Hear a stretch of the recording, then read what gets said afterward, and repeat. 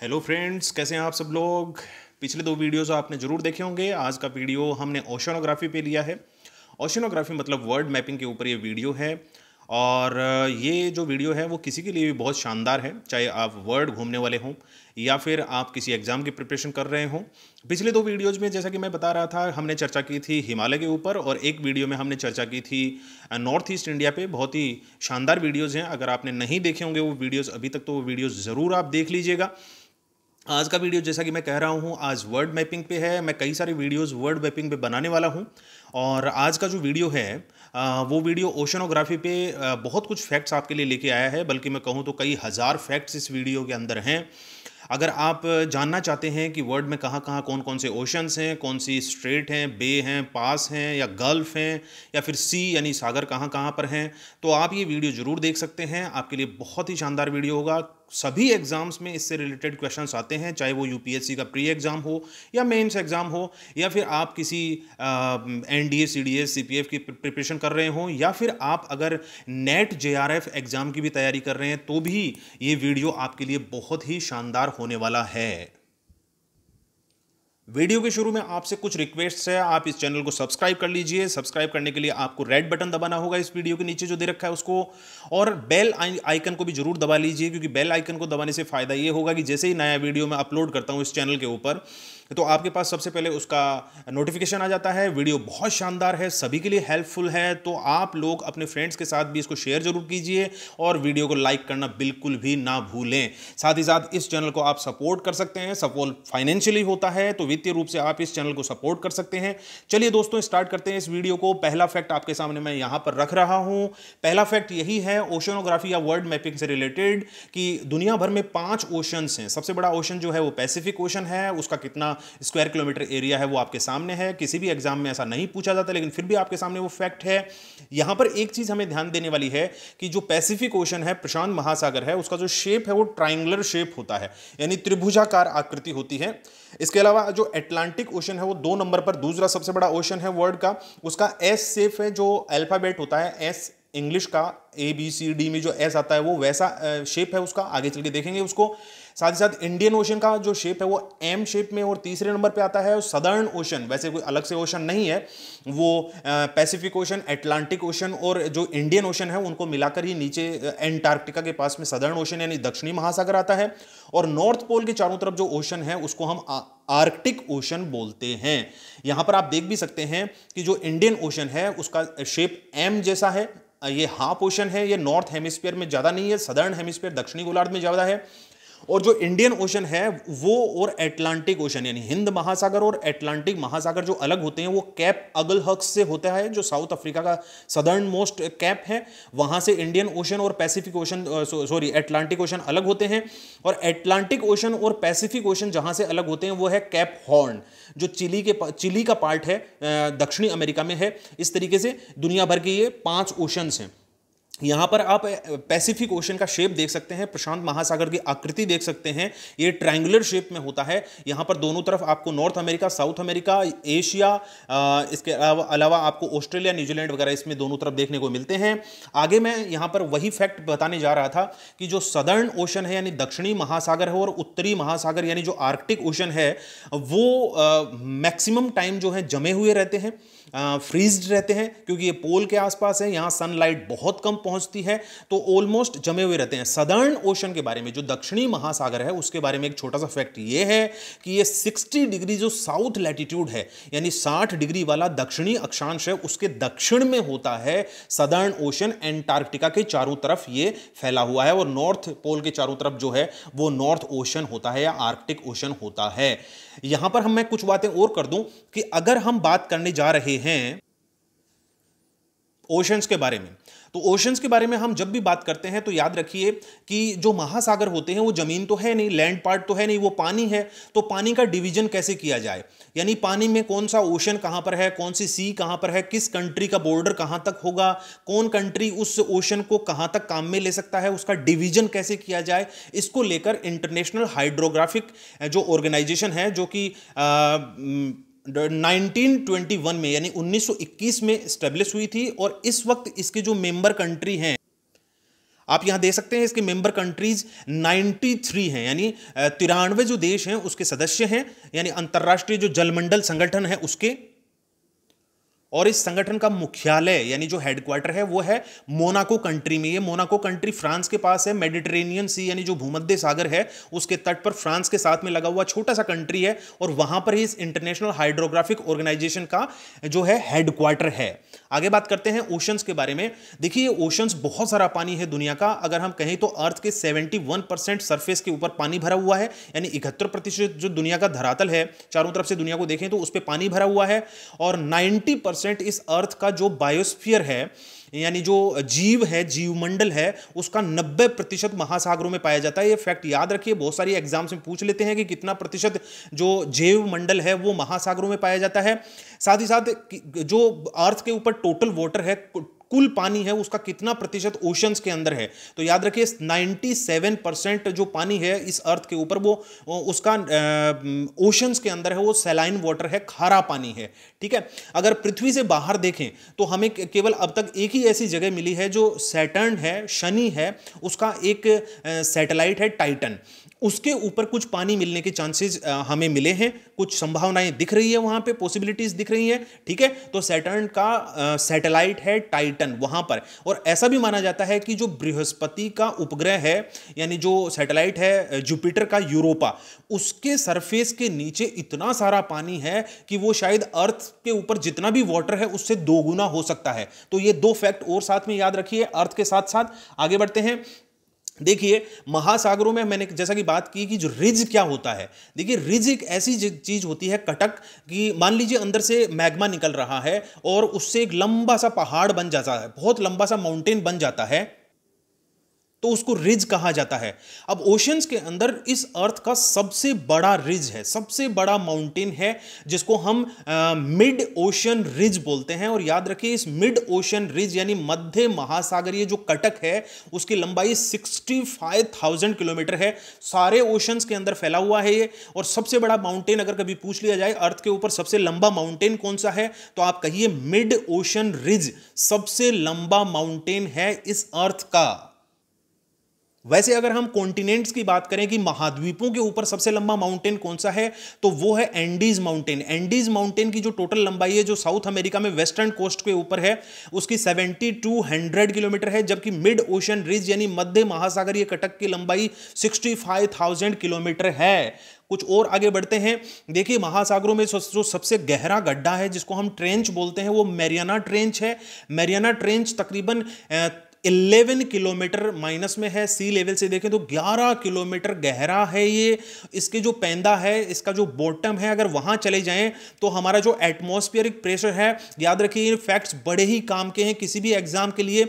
अगर हम Mariana trench के बिल्कुल डेप्थ में चले जाएं, डीप पॉइंट पे चले जाएं, तो वहां एटमॉस्फेरिक प्रेशर से कितना गुना ज्यादा प्रेशर होता है, तो 1071 टाइम्स ज्यादा प्रेशर वहां फील होगा जो नॉर्मल एटमॉस्फेरिक प्रेशर होता है। ये मैरियाना ट्रेंच पैसिफिक ओशन में है। मैरियाना गर्त जो है प्रशांत महासागर में फिलीपींस के पास में है। ठीक है, और इसकी जो डिस्कवरी की थी वो ब्रिटिश एक जहाज था चैलेंजर, उसने 1951 में, और इसका नाम रखा था चैलेंजर डीप। ठीक है, तो चैलेंजर डीप इसी को कहते हैं। ठीक है, और जो यहां का टेम्परेचर है वो माना जाता है ऑलमोस्ट 1 to 4 डिग्री सेल्सियस, यानी इतनी गहराई में अगर हम चले जाएं तो हमें 1 से 4 डिग्री सेल्सियस टेम्परेचर मिलेगा। और यहां पर जो वाटर की डेंसिटी है, नॉर्मली हम जो वाटर की डेंसिटी मानते हैं, यानी कहा जाए तो सामान्य रूप से जो पानी का घनत्व होता है वो 1 होता है 1 ग्राम पर क्यूबिक सेंटीमीटर। लेकिन अगर हम मैरियाना ट्रेंच के बिल्कुल डेप्थ में चले जाएं तो हमें जो वाटर की डेंसिटी मिलेगी वो 5 टाइम्स बढ़ी हुई मिलेगी, यानी 4.96% हो जाती है। यानी पानी का प्रेशर इतना ज़्यादा हो जाता है कि पानी की डेंसिटी ही वहाँ पर बढ़ जाती है। फ्रेंड्स, कभी एग्जाम में पूछ लिया जाए कि ओशंस के अंदर सबसे ज़्यादा जो जीव है वो कौन सा पाया जाता है, यानी कौन सा टाइप का लाइफ सबसे ज़्यादा मिलता है ओशंस के अंदर, तो याद रखिए वो डाइटम होता है। इस वर्ड को आप याद रखिए, डाइटम जो है वो एक प्रकार का एल्गी है, शैवाल है, और ये बहुत ही छोटा होता है। ये सब जगह मिलता है ओशंस में, सभी गर्तों में, मिट्टी के ऊपर भी मिलता है, और बहुत सारे जो जलमार्ग है वहाँ पर भी मिलता है। डाइटम वर्ड को याद रखिए, ये महासागरों का पृथ्वी के ऊपर जितना भी टोटल बायोमास है, जैव भार है, उसका बहुत बड़ा भाग है। और सबसे बड़ी बात यह है कि ये जो डाइटम है ये ऑक्सीजन प्रोड्यूस करता है, यानी ऑक्सीजन बनाने में इसका योगदान 20 से 50% तक होता है। यानी हमारी अर्थ के ऊपर जिस हवा में हम सांस लेते हैं उसका 20 से 50% ऑक्सीजन का वो डाइटम बनाते हैं। और ये क्या खाकर जिंदा रहते हैं? तो याद रखिए ये सिलिकॉन खाते हैं, सिलिकॉन इनका मुख्य फूड होता है और वो खाकर ये जिंदा रहते हैं। तो ये याद रखिए, डाइटम वर्ड को याद रखना आप लोग।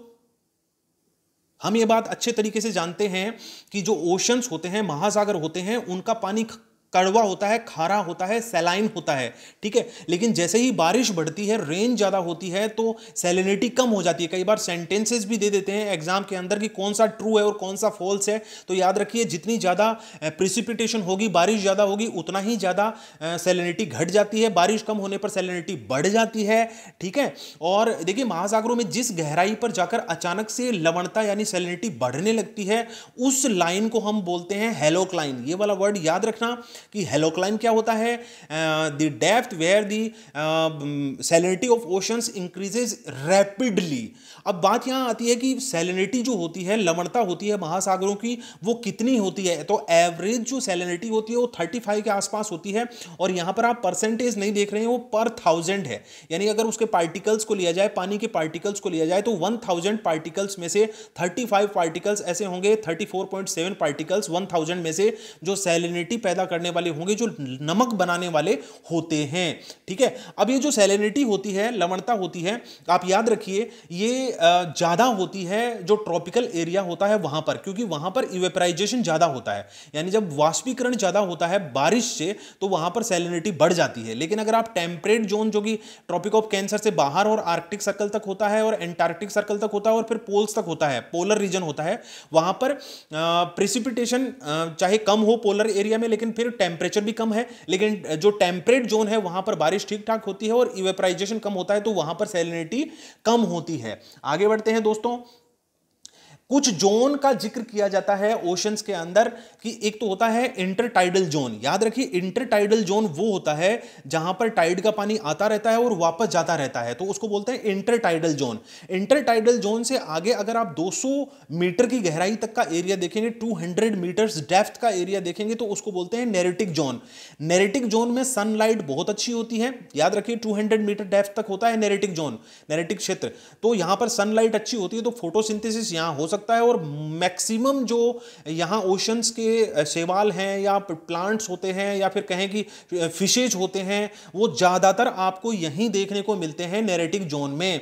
और इसी को फोटिक जोन भी बोलते हैं, क्योंकि यहां प्रकाशीय क्षेत्र है, प्रकाश सूर्य का 200 मीटर तक ही जा सकता है, उससे ज्यादा गहराई तक प्रकाश नहीं जा सकता है। तो एफोटिक जोन है, उसमें बहुत ही कम हमें बायोडाइवर्सिटी या फिर जीव देखने को मिलते हैं, ठीक है। तो ये नेरेटिक जोन के बारे में मैंने आपको अभी ये बताया कि 200 मीटर गहराई तक होता है।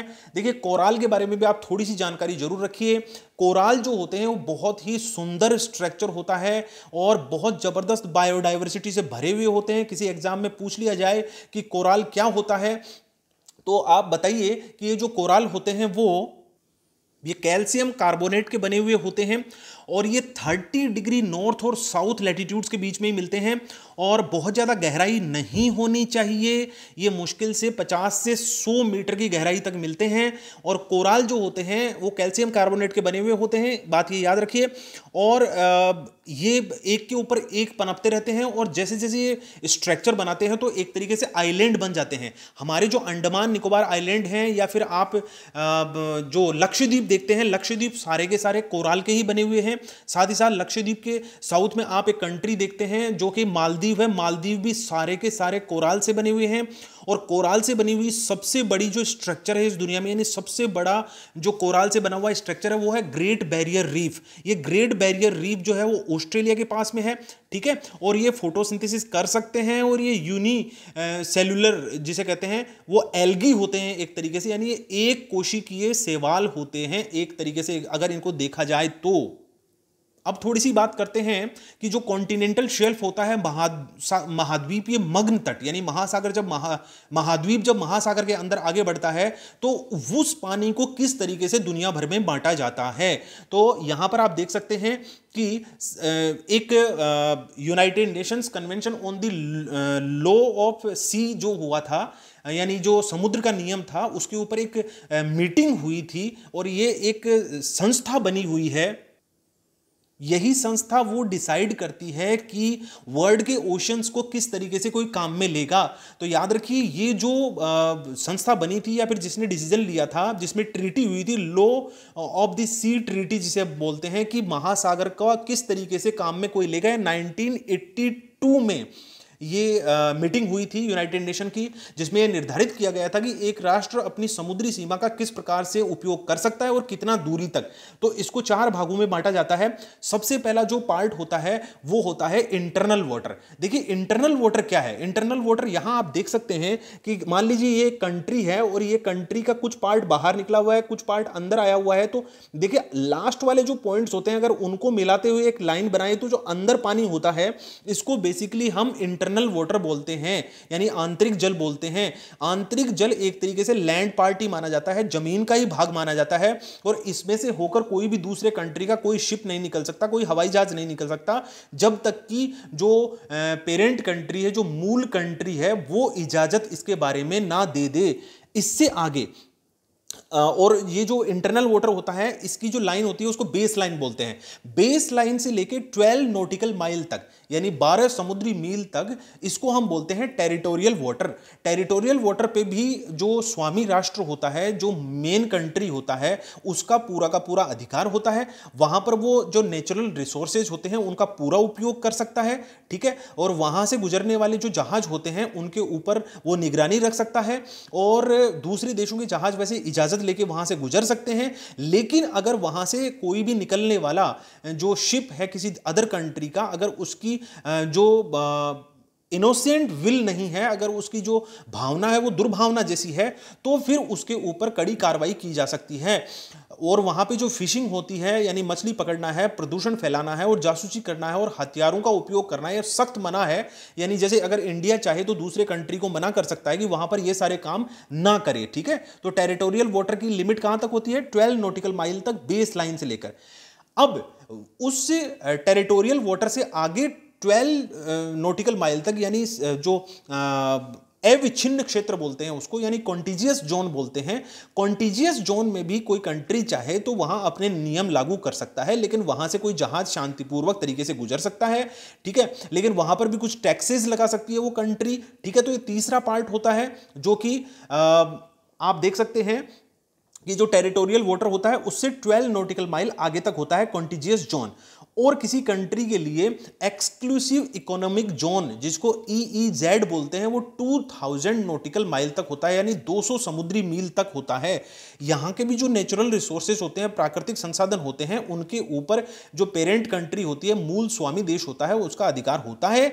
लेकिन यहाँ से अन्य देशों का भी अधिकार शुरू हो जाता है, ठीक है। और उसके आगे के सी को बोलते हैं हम हाई सी। उसके ऊपर किसी भी कंट्री का कोई अधिकार नहीं हो सकता। कोई भी कंट्री वहां पर नेचुरल रिसोर्सेज को काम में ले सकता है। आगे बढ़ते हैं दोस्तों। आज हम बात कर रहे हैं ओशंस के बारे में। तो याद रखिए स्ट्रेट क्या होता है, यानी जो जल संधि क्या होती है, चैनल क्या होता है। चैनल बेसिकली 2 आइलैंड्स के बीच में एक छोटा सा पानी होता है, ठीक है। पासेज क्या होते हैं, 2 द्वीपों के मध्य ही होता है ये भी, ठीक है, ये नैरो होता है। कैनाल क्या होता है, कैनाल एक आर्टिफिशियल वाटरवे होता है जो 2 सी या ओशंस को कनेक्ट करने के लिए बनाया जा सकता है। यहाँ पे जो फिजार्ड होता है वो भी आप याद रखिए, एक खुला सा पानी होता है।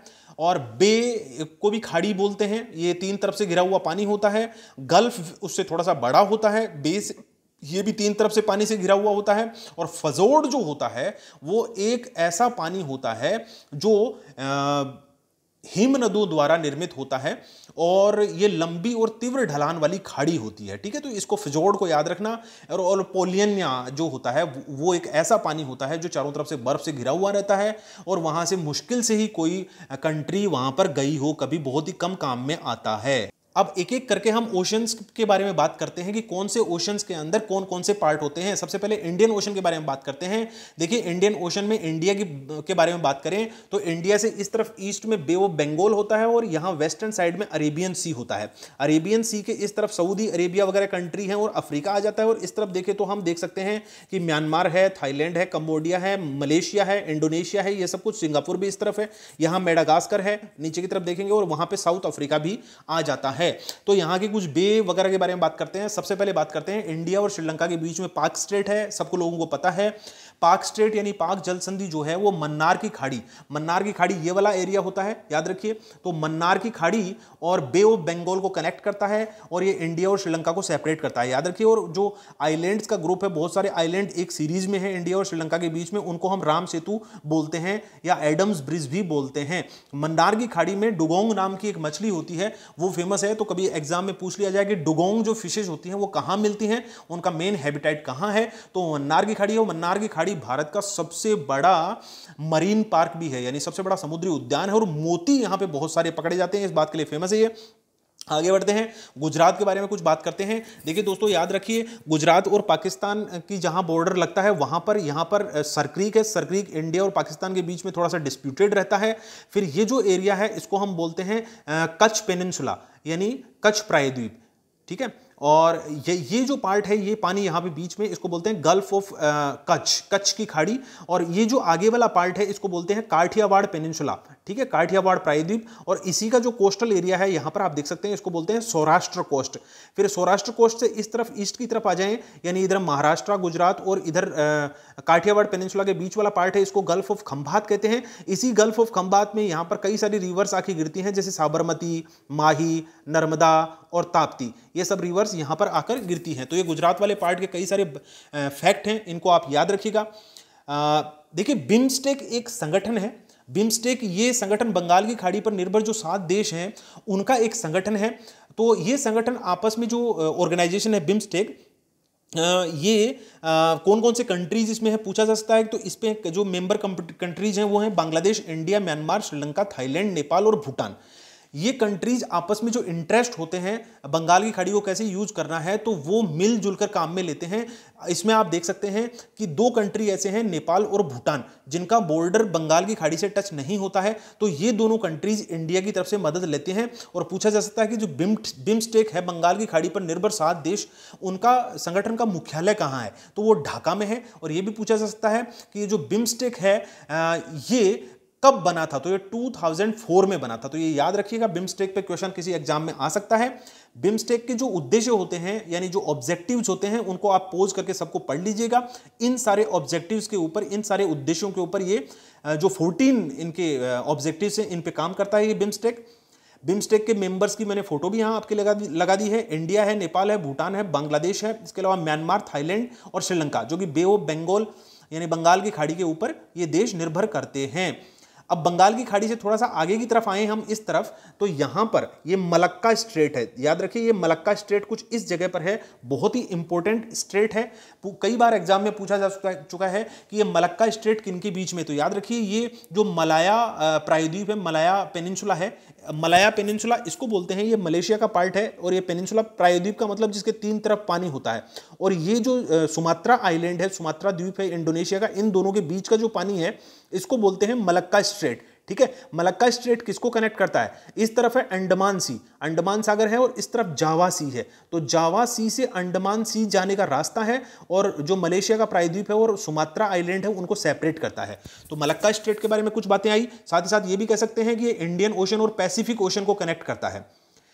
आगे बढ़ते हैं, सुंडा स्ट्रेट। मलक्का स्ट्रेट से थोड़ा सा और आगे की तरफ जाएं तो यहां पर जावा और जावा आइलैंड, ये है जावा इंडोनेशिया का, और ये है सुमात्रा, इन दोनों के बीच का जो पानी है उसको हम बोलते हैं सुंडा स्ट्रेट या सुंडा जल संधि। सुंडा जल संधि किनको जोड़ती है, तो ये जोड़ती है, यहाँ पर जावा सी है और यहाँ इंडियन ओशन है। तो इंडियन ओशन को जावा सी से, जावा सागर से जोड़ती है, और इंडोनेशिया के 2 आइलैंड्स को, इंडोनेशिया सुमात्रा और जावा को अलग करती है। आगे बढ़ते हैं, देखिए, इंडियन ओशन के ऊपर कुछ रिज हैं। हम रिज क्या होता है, एक पहाड़ होता है, थोड़ी देर पहले मैंने बताया। तो यहाँ के दो रिज हैं, दो कटक हैं जो महत्वपूर्ण हैं।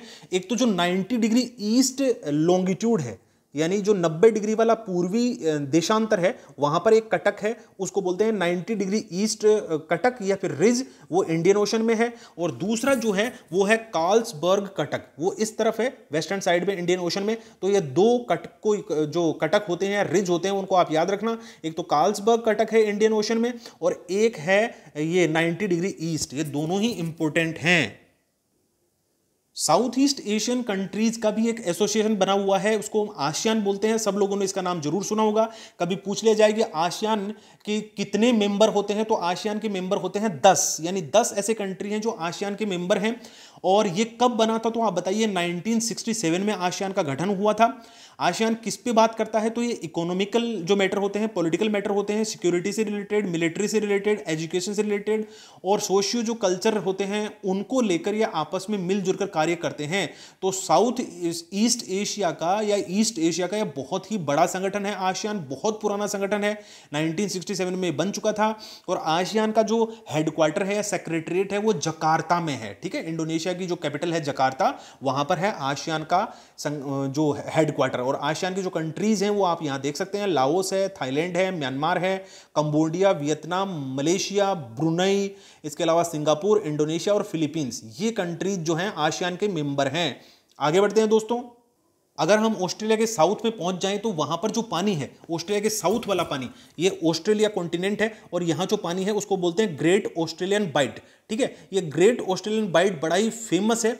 यहां पर बहुत जबरदस्त बायोडाइवर्सिटी पाई जाती है। यहां पर व्हेल फिशेज बहुत सारी देखने को मिलती हैं, यानी जो व्हेल मछलियां होती हैं वो खूब सारी देखने को मिलती हैं।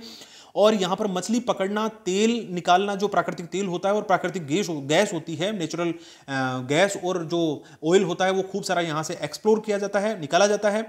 ठीक है, और यहाँ पर जो खास बात है वो है कि सर्फिंग जो वेव्स होती हैं वो तो चलती हैं, साथ ही साथ हाई क्लिप्स हैं, यानी महासागर के खड़े किनारे हैं। ऐसे ऐसे अगर हम कोई किनारा देखते हैं महासागर का तो उसको बोलते हैं क्लिफ। तो ऐसे क्लिप्स खूब सारे देखने को मिलते हैं। ये ग्रेट ऑस्ट्रेलियन बाइट जो है उसकी खास बात है। हिंद महासागर में अगर हम वेस्टर्न साइड में आए, पश्चिम की तरफ आए, तो यहां पर भी कई सारी गल्फ हैं, बे हैं और कई सारी स्ट्रेट हैं। तो उनके बारे में चर्चा कर लेते हैं हम। सबसे पहले बात करते हैं हम कि अगर हम पहुंच जाएं थोड़ा सा पाकिस्तान से वेस्टर्न साइड में ईरान की तरफ, तो सबसे पहले जो पानी आता है अरेबियन सी का पार्ट, उसको बोलते हैं गल्फ ऑफ ओमान। ओमान के पास जो पानी है उसको ओमान की खाड़ी बोलते हैं। ओमान की खाड़ी से अगर हम पर्शिया की खाड़ी, फारस की खाड़ी में जाना चाहते हैं तो हमें एक छोटी सी वाटर स्ट्रेट को पार करना पड़ेगा, और वो वाटर स्ट्रेट है स्ट्रेट ऑफ हॉर्मुज। इसको याद रखिएगा। हॉर्मुज जल संधि किनके बीच में है, तो याद रखिए ये है ओमान की खाड़ी और फारस की खाड़ी के बीच का पानी। ठीक है, और यहां पर इसके आसपास की जो कंट्रीज होती हैं वो 20% से ज्यादा दुनिया भर का जो पेट्रोल पैदा होती है वो इसी खाड़ी के आसपास पैदा होता है। सारी कंट्रीज आप यहां देख सकते हैं, Oman, UAE, Qatar, Bahrain, Saudi Arabia, Kuwait, Iran, Iraq, सबके सब यहीं पर हैं और यही तेल प्रोड्यूस करते हैं। और जो साउथ की तरफ, इससे थोड़ा सा आ जाए दक्षिण की तरफ, तो वहां हमें मिलेगा ओमान से यमन के साउथ में, दक्षिण में, तो वो गल्फ ऑफ एडन है, यानी अदन की खाड़ी है। अब गल्फ ऑफ एडन से, यानी अदन की खाड़ी से जैसे ही हम आगे रेड सी की तरफ जाते हैं तो बीच में जो स्ट्रेट आती है उसको बोलते हैं बाबल मंदेव, यानी बाबल मंदेव।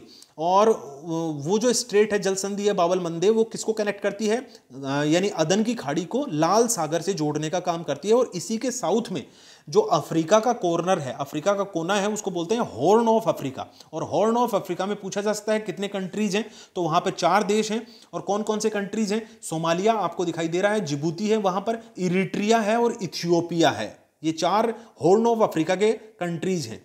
रेड सी में थोड़ा सा और आगे की तरफ चला जाए तो रेड सी को 2 भागों में बांटा जा सकता है आगे। एक है गल्फ ऑफ अकाबा और एक है गल्फ ऑफ सुएज। सुएज वही है जो सुएज की तरफ जाती है, सुएज नहर की तरफ। ठीक है, और इनके दोनों के बीच में जो सनाई पेनिनसुला है, याद रखिएगा, सनाई पेनिनसुला किसके बीच में है, रेड सी में आगे की तरफ जाके जब सुएज नहर की तरफ जाते हैं तो गल्फ ऑफ अकाबा और गल्फ ऑफ सुएज के बीच में जो है वो है सनाई पेनिनसुला।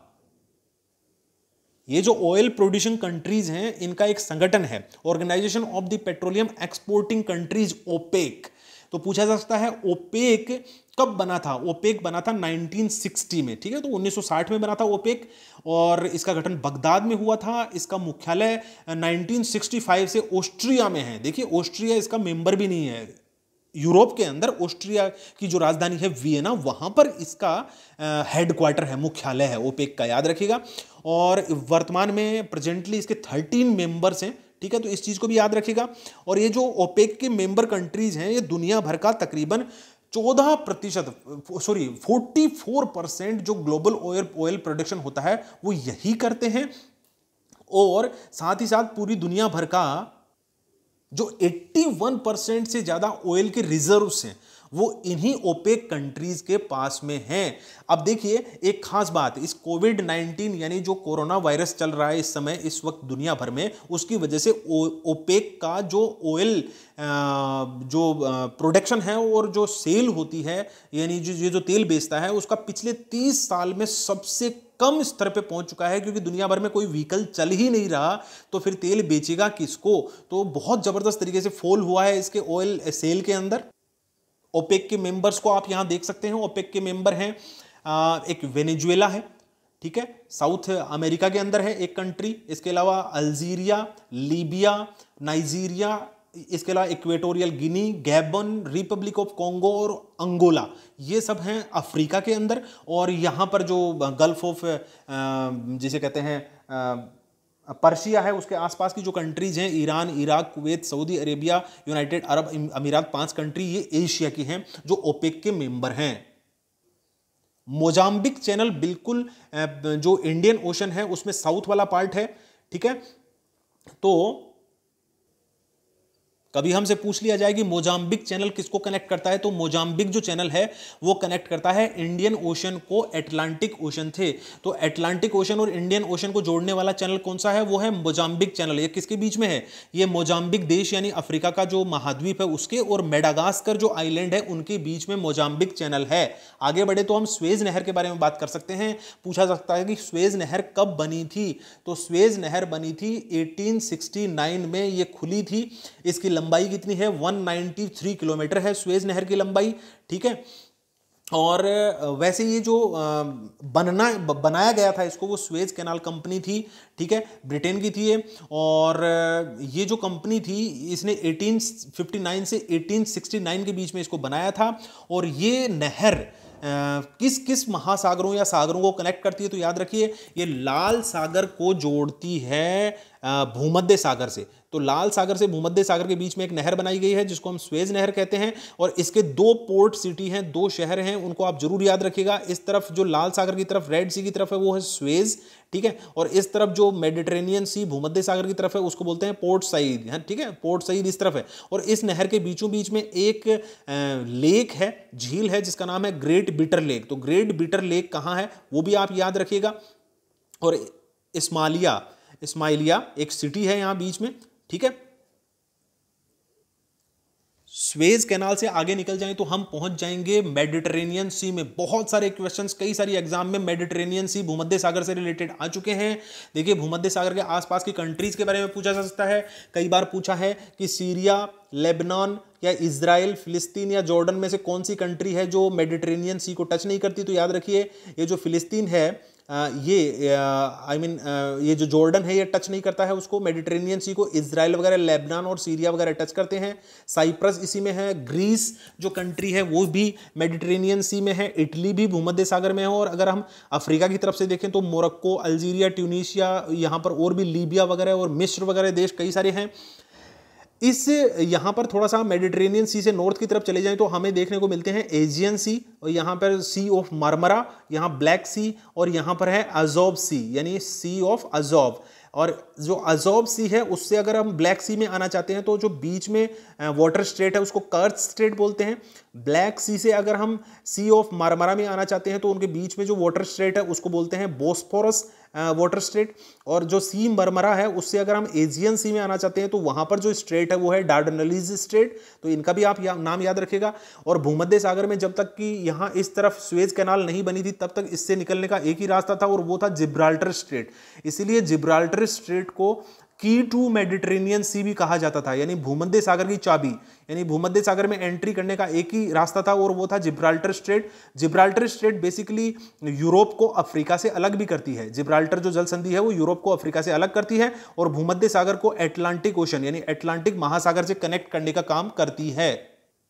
दोस्तों अब थोड़ी सी बात की जाए पैसिफिक ओशन के बारे में। पैसिफिक ओशन को आप देख सकते हैं, यहाँ पर इस तरफ नॉर्थ अमेरिका है, यहाँ पर साउथ अमेरिका है, यहाँ पर आपको मिलेगा न्यूजीलैंड, यहाँ ऑस्ट्रेलिया, यहाँ पर जापान मिलेगा, यहाँ पर रशिया है और यहाँ पर चाइना वगैरह, इंडोनेशिया, सारी कंट्रीज हैं।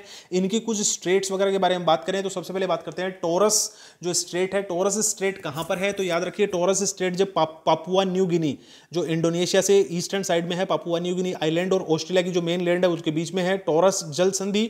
और ये जो टॉरस जल संधि है वो इस तरफ गल्फ ऑफ पापुआ है उसको कनेक्ट करती है अराफुरा सी से। तो अराफुरा सी से गल्फ ऑफ पापुआ को कनेक्ट करती है और इन दोनों को अलग करती है। तो टॉरस स्ट्रेट ऑस्ट्रेलिया के नॉर्थ में है, याद रखिएगा।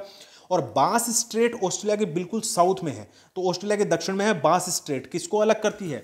तो दोस्तों याद रखिए ये तस्मानिया ऑस्ट्रेलिया का ही पार्ट है। तस्मानिया से ऑस्ट्रेलिया को अलग करती है बास स्ट्रेट। और बास स्ट्रेट इंडियन ओशन को, देखिए यहाँ खास बात यह है कि कहाँ से इंडियन ओशन और पैसिफिक ओशन अलग होते हैं। तो इंडियन ओशन और पैसिफिक ओशन अलग होते हैं बास स्ट्रेट से, बास जल संधि से। प्रशांत महासागर और हिंद महासागर अलग होते हैं। आगे देखते हैं, अगर हम न्यूजीलैंड की बात करें तो न्यूजीलैंड के आसपास के फैक्ट्स आप अच्छे से देख लीजिए। न्यूजीलैंड के जो आइलैंड हैं उनमें से आइलैंड को बोलते हैं, ये नॉर्थ आइलैंड है, ये है साउथ आइलैंड और यहाँ पर है स्टीवर्ट आइलैंड। तो स्टीवर्ट आइलैंड और साउथ आइलैंड के बीच में जो वाटर स्ट्रेट है उसको बोलते हैं फोवेक्स वाटर स्ट्रेट। कभी पूछ लिया जाए कि फोवेक्स जल संधि कहाँ है, तो न्यूजीलैंड के अंदर है।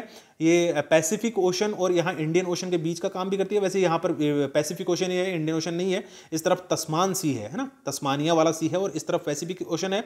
और नॉर्थ आइलैंड और जो साउथ आइलैंड है उनके बीच में जो स्ट्रेट है वो काफ़ी फेमस है, उसको कुक स्ट्रेट बोलते हैं। और नॉर्थ आइलैंड के बीच में जो ये पानी है यहाँ पर, इसको बोलते हैं प्लेंटी की खाड़ी यानी बे ऑफ प्लेंटी। ठीक है, तो ये न्यूजीलैंड के बारे में 3-4 फैक्ट हैं, उनको आप याद रखिए। आगे बढ़ते हैं, अगर हम इंडोनेशिया वाले एरिया में फिर से चलें तो एक और वाटर स्ट्रेट है जो काफ़ी फेमस है, वो है मकासर वाटर स्ट्रेट यानी जल संधि। ये कहाँ पर है? ये है कालीमंतान या फिर बोर्नियो जो आइलैंड है इंडोनेशिया का, उसके और इंडोनेशिया का ये सुलावेसी आइलैंड है, उन दोनों के बीच में है। और ये कनेक्ट करती है, इस तरफ साउथ चाइना सी का पार्ट आता जाता है।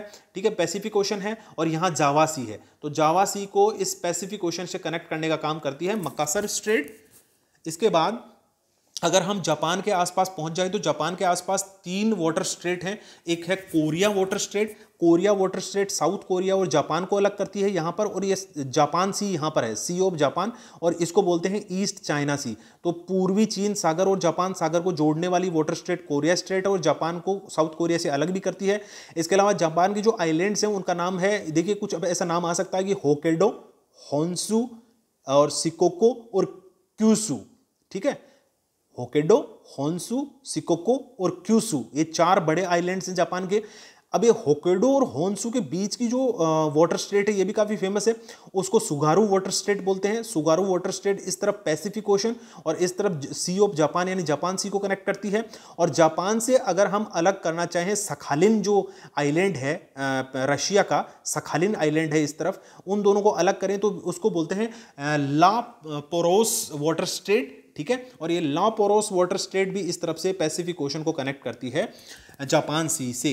आगे बढ़ते हैं दोस्तों, और अगर हम थोड़ा सा ईस्ट चाइना सी के बारे में बात करें या साउथ चाइना सी के बारे में बात करें तो यहाँ पर 3 इंपॉर्टेंट या 2 इंपॉर्टेंट वाटर स्ट्रेट हैं। एक तो जो चाइना का मेन लैंड है और जो ताइवान है, इनके बीच में जो वाटर स्ट्रेट है, क्योंकि ताइवान काफ़ी फेमस रहता है, काफ़ी सारे डिस्प्यूट्स के अंदर रहता है, तो ताइवान को चाइना से अलग करने वाली है फॉर्मोसा वाटर स्ट्रेट। ठीक है, और ये किसको कनेक्ट करती है? ये कनेक्ट करती है ईस्ट और साउथ चाइना सी। यहाँ पर ईस्ट चाइना सी है और यहाँ साउथ चाइना सी है, तो इनको दोनों को जोड़ने का काम करती है। ताइवान और फिलीपींस के बीच में जो वाटर स्ट्रेट है उसको हम लुजोन वाटर स्ट्रेट बोलते हैं। ठीक है, ताइवान और फिलीपींस के बीच में जो वाटर स्ट्रेट जल संधि है उसको बोलते हैं लुजोन वाटर स्ट्रेट। ठीक है, और यहाँ टॉनकिन गल्फ है, कभी पूछ लिया जाएगा टॉनकिन गल्फ कहाँ पर है, तो टॉनकिन की जो खाड़ी है वो साउथ चाइना सी का पार्ट है और वहाँ पर चाइना और इसके अलावा ये वियतनाम कंट्रीज़ हैं, वियतनाम और चाइना, और यहीं पर थोड़ा सा आगे हांगकांग जो है वो यहाँ पर है। ठीक है दोस्तों, आगे बढ़ते हैं। अगर हम थोड़ा सा और ऊपर की तरफ चले जाएं तो यहाँ पर टार्टार जल संधि जो है, टार्टार जो वाटर स्ट्रेट है वो है जापान सागर को कनेक्ट करती है ओखोटस्क सी से, और ये सखालिन आइलैंड और रशिया के बीच में है। टार्टार वाटर स्ट्रेट की बात करें तो सखालिन जो आइलैंड है उसको और रशिया के बीच में है, और ये ओखोटस्क सागर को जापान सागर से जोड़ती है। और आगे अगर बढ़ जाएं तो अगर पैसिफिक ओशन को क्रॉस करके हम आर्कटिक ओशन में जाना चाहें तो हमें जाना पड़ेगा बेरिंग स्ट्रेट से। बेरिंग स्ट्रेट जो है वो बेरिंग सी, इस तरफ यहां पर जो पानी है उसको बेरिंग सागर बोलते हैं, और बिल्कुल ऊपर की तरफ यहां आर्कटिक ओशन का जो पानी है उसको बोलते हैं चुक्ची सी। तो अगर कभी बात आ जाए कि बेरिंग स्ट्रेट किसको कनेक्ट करती है तो वो चुक्सी सी को बेरिंग जो सी है उससे कनेक्ट करती है। और दूसरी बात ये भी हो सकती है कि पैसिफिक ओशन को आर्कटिक ओशन की तरफ कनेक्ट करने वाली वाटर स्ट्रेट कौन सी है, तो वो है बेरिंग स्ट्रेट। चलिए कुछ बातें और कर लेते हैं। पैसिफिक ओशन को लेकर यानी प्रशांत महासागर को लेकर भी दोनों तरफ वाली जो कंट्रीज हैं उन्होंने अपना एक संगठन बना रखा है, उसको बोलते हैं एपेक। ठीक है, APEC, Asia Pacific economic corporation. पूछा जा सकता है कि ये संगठन कब बना था, तो ये 1989 में बना था, 1989 में बना था। और इसका जो हेडक्वार्टर है वो कहाँ है, तो इसका हेडक्वार्टर सिंगापुर में है। और प्रेजेंटली इसके 21 मेंबर्स हैं। याद रखिए जो एपेक है वो पैसिफिक ओशन से रिलेटेड है और इसके 21 मेंबर्स हैं। और ये पैसिफिक ओशन के दोनों तरफ जो ईस्ट और वेस्ट में कंट्रीज हैं वो आपस में मिलकर मुक्त व्यापार कैसे करें, फ्री ट्रेड कैसे करें, और साथ ही साथ आपस में जो सुरक्षा है उसको कैसे बढ़ाया जाए। और यूरोप के बाहर यानी यूरोप के बाहर भी एक जो एग्रीकल्चर प्रोडक्ट्स होते हैं उनको लेके, और जो रॉ मटेरियल होता है, कच्चा माल होता है, उसका बाजार कैसे स्थापित किया जाए, इसको लेकर ये एपेक के कंट्रीज इकट्ठे हुए थे। यहां पर मैंने एपेक के कंट्रीज का भी मैप बनाने की यहां पर दिखाने की कोशिश की है, तो आप देख लेना। ये सारे कंट्रीज हैं, जो कनाडा है, यूनाइटेड स्टेट्स है, मैक्सिको है, पेरू है, चिली है। इधर जो कंट्रीज हैं एपेक के मेंबर वो है Russia, Japan, Korea, Chinese Taipei, Philippines भी है। इसके अलावा ब्रुनेई है, पपुआ न्यू गिनी, न्यूजीलैंड है, ऑस्ट्रेलिया है, Indonesia, Singapore, Malaysia, Thailand, Hong Kong, China, ये सब कंट्रीज जो है, वियतनाम वगैरह, ये एपेक के मेंबर हैं। पैसिफिक ओशन के अंदर भी कुछ रिज वगैरह हैं। जुआन डिफुगा रिज कहाँ है, तो जुआन डिफुगा जो रिज है वो यहाँ बिल्कुल अलास्का के पास में मिलेगा। इसके अलावा एक्सप्लोरर रिज भी उससे थोड़ा सा नीचे कनाडा के पास में, और एक गोल्डा रिज है वो आप कैलिफोर्निया के पास आ जाएंगे वहाँ मिलेगा, और एक कार्नीज रिज है वो आपको यहाँ कोलंबिया के पास में मिलेगा, और नाजका रिज जो है वो चिली और यहाँ पेरू के पास में मिलेगा आपको। ठीक है, इस तरफ देखें तो ये टोंगा कार्मेडिक रिज है, ये न्यूजीलैंड के पास में नॉर्थ में चले जाएंगे तो मिलेगा। और कार्मेडिक ट्रेंच है, ये गड्ढा है, वो उसी के पास में मिलेगा न्यूजीलैंड के नॉर्थ में आप। और मैरियाना ट्रेंच जो दुनिया का सबसे गहरा गड्ढा है वो यहाँ पैसिफिक ओशन में है, 11 किलोमीटर से भी ज़्यादा गहराई है इसकी। और एक क्यूरिल ट्रेंच है वो है यहाँ पर ओखोटस्क सी के पास में। अब बात करते हैं थोड़ी सी अटलांटिक ओशन के बारे में। अटलांटिक महासागर के बारे में मैं पहले भी कह रहा था कि इसका शेप जो है एस शेप में है, एस आकृति में है। इसकी भी कुछ गल्फ बे स्ट्रेट्स के बारे में बात करते हैं। सबसे पहले बात करते हैं साउथ अमेरिका के बिल्कुल साउथ वाले पार्ट की। देखिए साउथ अमेरिका का बिल्कुल साउथ वाला पार्ट है जहां चिली है, और चिली के पास में आप देख सकते हैं मैगेलन स्ट्रेट है। ये अटलांटिक ओशन को पैसिफिक ओशन से कनेक्ट करती है, चिली में है। तो मैगेलन जल संधि कहां पर है और ये किसको कनेक्ट करती है, किसको जोड़ने का काम करती है, तो याद रखिएगा ये चीज़।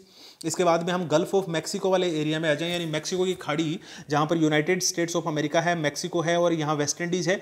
तो यहाँ पर जो यूनाइटेड स्टेट्स है और क्यूबा है उसके बीच की जो स्टेट है उसको बोलते हैं स्टेट ऑफ फ्लोरिडा। ये हम यहाँ गल्फ ऑफ मैक्सिको से अटलांटिक ओशन में आ सकते हैं, इसमें से होके फ्लोरिडा इस एरिया को बोलते हैं। इसके अलावा युकाटन जो चैनल है, युकाटन चैनल है क्यूबा और यहाँ युकाटन के बीच में, और गल्फ ऑफ मैक्सिको से कैरेबियन सी में, यानी कैरेबियन सागर से जब गल्फ ऑफ मैक्सिको में जाते हैं तो वहाँ युकाटन चैनल आपको देखने को मिलता है। आगे बढ़ें तो अगर हम जब कनाडा के नॉर्थ में चले जाएं तो यहाँ हडसन बे है। हडसन बे से अगर हम इस तरफ आना चाहते हैं अटलांटिक ओशन की तरफ तो हमें मिलेगी हडसन स्ट्रेट, हडसन जल संधि। और अगर हम बेफिन की खाड़ी से, बेफिन जो बे है उससे अगर हम आना चाहते हैं लेब्राडोर सी की तरफ, लेब्राडोर सागर या अटलांटिक ओशन की तरफ, तो यहाँ पर जो वाटर स्ट्रेट है उसको बोलते हैं डेविस स्ट्रेट। तो इन दो स्ट्रेट्स को यहाँ पर भी याद रखिए आप। थोड़ा सा और आगे की तरफ देखें तो अगर हम आर्कटिक ओशन में जाना चाहते हैं, अटलांटिक ओशन थे, तो हमें जाना पड़ेगा डेनमार्क स्ट्रेट से। तो डेनमार्क स्ट्रेट से निकलकर अगर हम जाएंगे तो पहुंच सकते हैं अटलांटिक ओशन। तो ये डेनमार्क स्ट्रेट आइसलैंड को, यानी जो आइसलैंड कंट्री है उससे ग्रीनलैंड को अलग करती है। डेनमार्क स्ट्रेट है यहाँ पर, इसको देख लीजिए आप। और यहीं पर आप देख सकते हैं डेविस स्ट्रेट, लेब्राडोर सी और अटलांटिक ओशन, नॉर्वेजियन सी, यहाँ भी बात करते हैं हम थोड़ा सा इधर इस तरफ आके। अगर हम बात करें डोवर जल संधि की, डोवर स्ट्रेट की, तो वो फ्रांस और यूके के बीच में है यहाँ पर। और ये नॉर्थ सी, उत्तरी सागर और ये इंग्लिश चैनल को या फिर कहें तो अटलांटिक ओशन को कनेक्ट करती है। साथ ही साथ अगर हम यहाँ पर आयरलैंड की बात करें, आयरलैंड इस तरफ है और इंग्लैंड इस तरफ है, तो आयरलैंड और इंग्लैंड के बीच का जो पानी है उसको बोलते हैं हम नॉर्थ चैनल, ठीक है, उत्तरी चैनल। और ये नॉर्थ चैनल किसको कनेक्ट करता है? नॉर्थ चैनल कनेक्ट करता है अटलांटिक ओशन और जो यहाँ पर आयरिश सी है, आयरिश सी यहाँ बीच वाला है, इनको कनेक्ट करने का काम करता है। यहाँ पे वाइट सी है, ठीक है, ये भी देख लीजिएगा आप, जो अटलांटिक ओशन के अंदर है। कील नहर जो कि जर्मनी के अंदर है, ये 98 किलोमीटर लंबी है। कभी पूछ लिया जाए कि कील नहर किसको कनेक्ट करती है, तो कील जो कैनाल है वो कनेक्ट करती है, इस तरफ बाल्टिक सी है और इस तरफ नॉर्थ सी। अगर डेनमार्क का चक्कर नहीं लगाना है शिप्स को तो बहुत ही इंपॉर्टेंट कैनाल है, बहुत ही महत्वपूर्ण नहर है ये कील नहर, ठीक है। तो ये 1895 में बना ली गई थी। 460 किलोमीटर बचता है, ये जो चक्कर लगता है ये 460 किलोमीटर का सेविंग होती है ट्रैवलिंग का। अगर हम कील नहर से चले जाएं बाल्टिक सी से नॉर्थ सी में, तो ये जर्मनी के अंदर है, 98 किलोमीटर लंबी है, इसको भी आप याद रखिएगा। कभी पूछ लिया जाए कील नहर कहाँ पर है।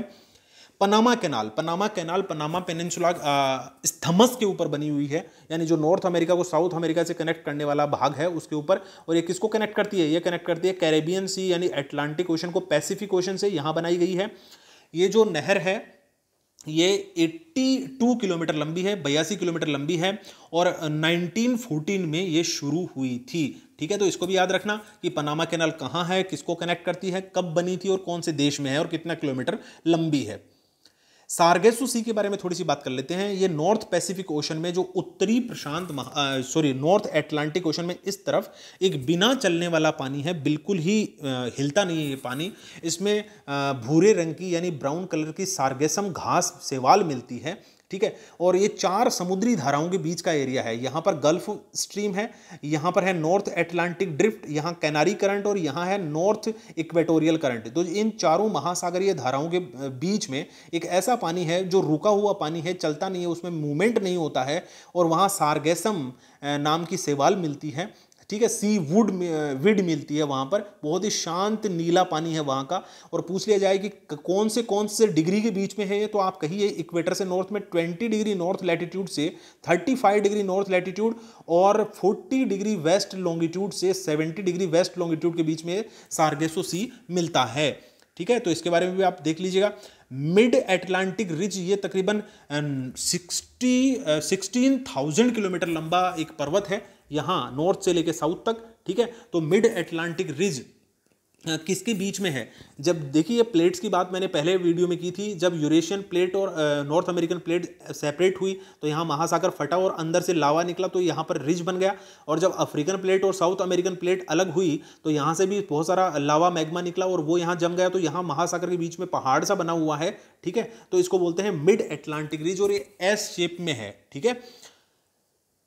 नाटो जो एक संगठन है जो कि पैसिफिक अटलांटिक ओशन के दोनों तरफ वाले देश हैं, इस तरफ वाले और इस तरफ वाले देश, नॉर्थ अटलांटिक के खासकर, तो उनका जो संगठन बना है उसको बोलते हैं नॉर्थ अटलांटिक ट्रीटी ऑर्गेनाइजेशन। कभी पूछ लिया जाए कि नाटो कब बना था, तो आप बताइए 1949 में बना था नाटो। इसके साथ साथ इसका जो हेडक्वार्टर है वो कहाँ है, तो आप बताइए ब्रुसेल्स में है, बेल्जियम के अंदर, और एवर में भी कई बार मीटिंग होती है, दोनों जगह मुख्यालय है। और नाटो जो है उसके मेंबर कितने हैं, तो आप बताइए 30 कंट्रीज हैं नाटो के members, North Atlantic Treaty Organization. NATO का उद्देश्य क्या है, तो अटलांटिक ओशन के दोनों तरफ वाली जो कंट्रीज हैं वो आपस में मिलकर सुरक्षा के ऊपर संगठन बना रखा है। अगर किसी भी देश के ऊपर हमला होता है बाहरी देश का, तो नाटो के सारे देश मिलकर उसका जवाब देते हैं। तो नाटो का जो मूल उद्देश्य था वो ये है। दोस्तों आज का वीडियो इतना ही है, आपका बहुत बहुत धन्यवाद ये वीडियो देखने के लिए।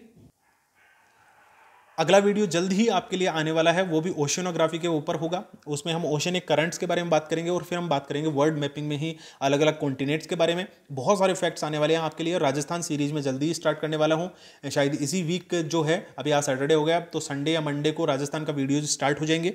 तो राजस्थान की कोई भी प्रिपरेशन जो कर रहा है उसके लिए वो बेनिफिशियल होगा, तो वो भी आप जुड़े रहिए मेरे साथ। दिल्ली पुलिस का भी नया मैं बैच इसके ऊपर लाने वाला हूँ, पूरी सीरीज चलाऊंगा इसके ऊपर में। और चाहे आप यूपी या बिहार या किसी भी एग्जाम की तैयारी कर रहे हो तो आप निष्फिक्र होकर बैठ जाइए। मिलता हूँ आपसे अगली वीडियो में, तब तक आप अपना ख्याल रखिएगा। बहुत बहुत धन्यवाद। Take care.